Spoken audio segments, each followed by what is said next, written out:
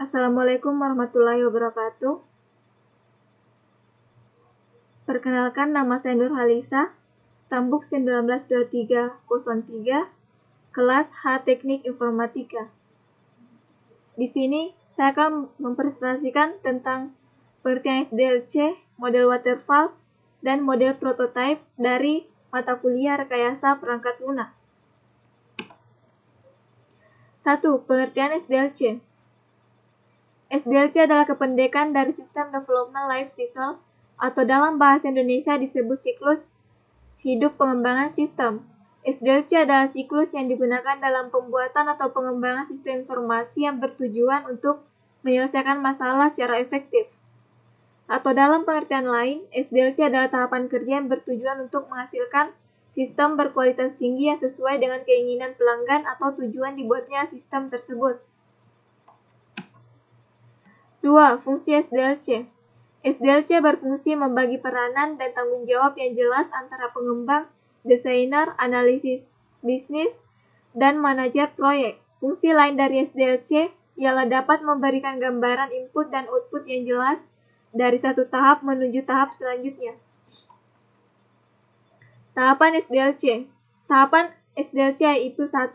Perencanaan sistem atau planning, 2. Implementasi sistem atau implementation, 3. Analisis sistem atau analisis, 4. Uji coba atau testing, 5. Desain atau desain, 6. Pemeliharaan sistem atau maintenance. Model SDLC.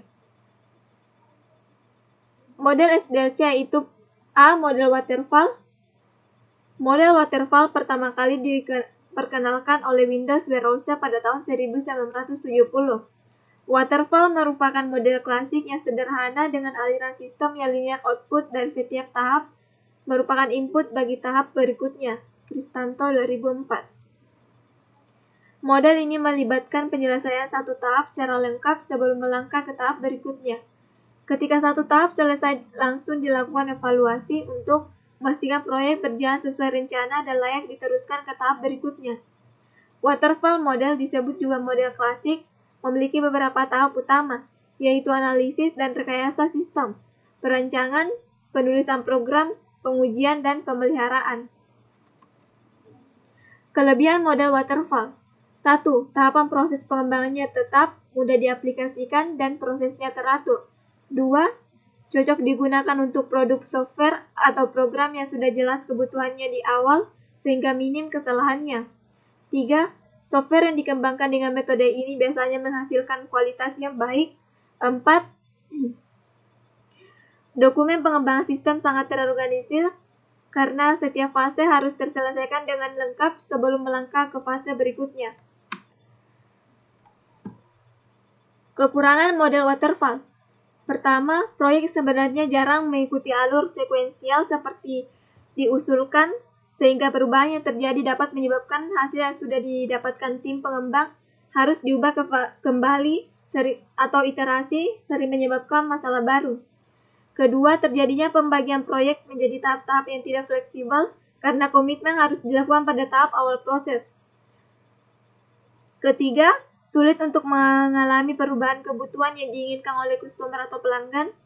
Keempat, pelanggan harus sabar untuk menanti produk selesai karena dikerjakan tahap per tahap dan proses pengerjaannya akan berlanjut ke setiap tahapan bila tahap sebelumnya sudah benar-benar selesai.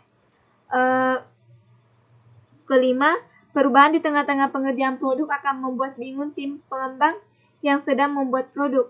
Keenam, adanya waktu kosong atau menganggur bagi pengembang karena harus menunggu anggota tim proyek lainnya menuntaskan pekerjaannya. B. Model prototype. Metode prototype merupakan suatu paradigma baru dalam metode pengembangan perangkat lunak, di mana metode ini tidak hanya sekadar revolusi dalam dunia pengembangan perangkat lunak, tetapi juga merevolusi metode pengembangan perangkat lunak yang lama, yaitu sistem sekuensial yang biasa dikenal dengan nama SDLC atau Waterfall Development Model. Dalam model prototype dari perangkat lunak yang dihasilkan kemudian dipresentasikan kepada pelanggan, dan pelanggan tersebut diberikan kesempatan untuk memberikan masukan sehingga perangkat lunak yang dihasilkan nantinya betul-betul sesuai dengan keinginan dan kebutuhan pelanggan. Kelebihan model prototype. Pertama, pelanggan berpartisipasi aktif dalam pengembangan sistem, sehingga hasil produk pengembangan akan semakin mudah disesuaikan dengan keinginan dan kebutuhan pelanggan. Kedua, penentuan kebutuhan lebih mudah diwujudkan. Ketiga, mempersingkat waktu pengembangan produk perangkat lunak. Keempat, adanya komunikasi yang baik antara pengembang dan pelanggan. Kelima, pengembang dapat bekerja lebih baik dalam menentukan kebutuhan pelanggan. Keenam, lebih menghemat waktu dalam pengembangan sistem. Ketujuh, penerapan menjadi lebih mudah karena pelanggan mengetahui apa yang diharapkannya. Kekurangan model prototype. Pertama, proses analisis dan perencanaan terlalu singkat.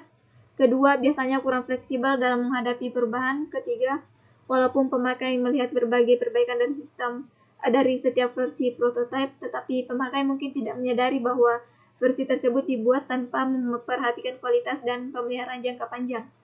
Keempat, pengembang kadang dibuat kompromi implementasi dengan menggunakan sistem operasi yang tidak relevan dan algoritma yang tidak efisien. Baiklah, sekian presentasi dari saya. Jika ada kesalahan kata mohon dimaafkan. Wassalamualaikum warahmatullahi wabarakatuh. Terima kasih.